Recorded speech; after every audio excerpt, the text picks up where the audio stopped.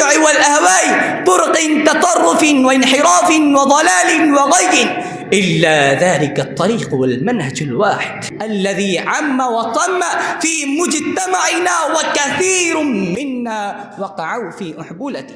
السلام عليكم ورحمة الله وبركاته. الحمد لله الذي لم يلد ولم يولد ولم يكن له كفوا أحد.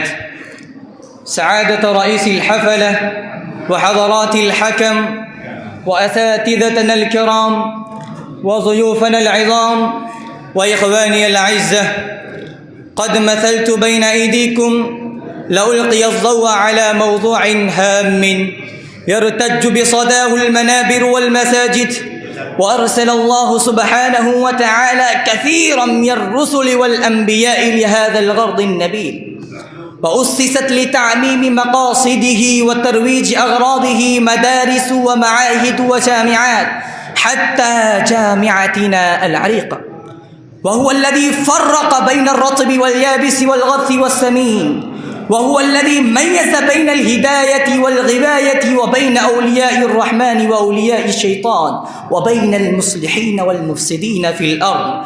ألا وهو أهمية العقيدة الصحيحة والمنهج السليم في حياة المسلم. أيها الإخوة الأحبة في الله، تعالوا نعلم أهمية هذا الموضوع. فالعقيدة الصحيحة والمنهج المستقيم لهما مكانة مرموقة وأهمية كبرى لدى سبحانه، كما قال سبحانه: إن الله لا يغفر أن يشرك به ويغفر ما دون ذلك لمن يشاء ومن يشرك بالله فقد افترى إثما عظيما. فهذه الآية تشير إلى أهمية العقيدة السليمة من أدران الشرك والمنهج المستقيم الذي لا اعوجاج فيه، وأضاف قائلا: ولو أشركوا لحبط عنهم ما كانوا يعملون. فهذه الآية تهددنا من الشرك الذي عم وطم في مجتمعنا وكثير منا وقعوا في أحبولته، كما دخل في قلوبنا ولحق بأنفسنا بدون أن نشعر بذلك. قال: وما يؤمن أكثرهم بالله إلا وهم مشركون. إخواني في الله، وقد أطلق أهل السنة والجماعة على علم العقيدة أسماء كثيرة، وهي الفقه الأكبر، العقيدة، علم السنة، أصول الدين، الإيمان، التوحيد، الشريعة. فالعقيدة مأخوذ من قول العرب: أقدت الحبل بمعنى وثقته وأحكمت رباطه. وشرعا هي الإيمان بالله وملائكته وكتبه ورسله واليوم الآخر، والإيمان بالقدر خيره وشره. إخواني في عقيدة التوحيد، سئل الشيخ ابن عثيمين عن الفرق بين العقيدة والمنهج في المعنى، فقال: المنهج أوسع من العقيدة، لأن المنهج هو ما يسير عليه العبد في عقيدته وأقواله وأفعاله، والعقيدة ما يعقد عليه في قلبه. هذا من جهة، ومن جهة أخرى فالمنهج في الغالب يكون في الأمور الظاهرة كالأخلاق والأعمال وما أشبهها، والعقيدة تكون في الأمور الباطنة. هذان فرقان. فإذا قيل مثلا منهج أهل السنة والجماعة فهو يشمل العقيدة ويشمل الأعمال والأخلاق، وهذا ما ذكره شيخ الإسلام ابن تيمية في كتابه العقيدة الواسطية.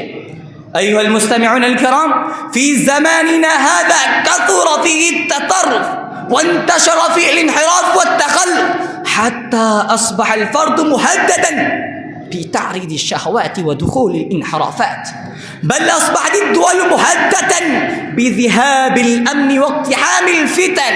وللأسف أنه قد غاب عن كثير من المصلحين فضلا عن عامة الناس.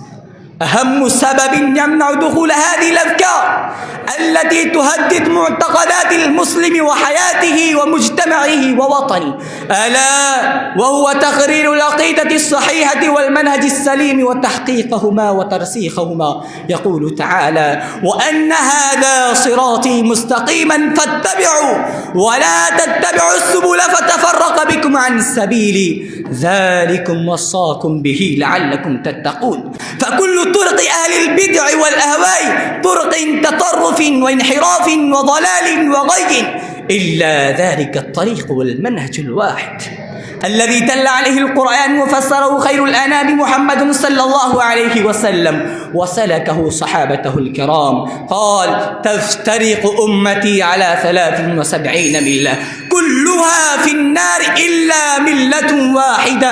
فقيل له: ما الواحدة؟ فقال: ما أنا عليه وأصحابي.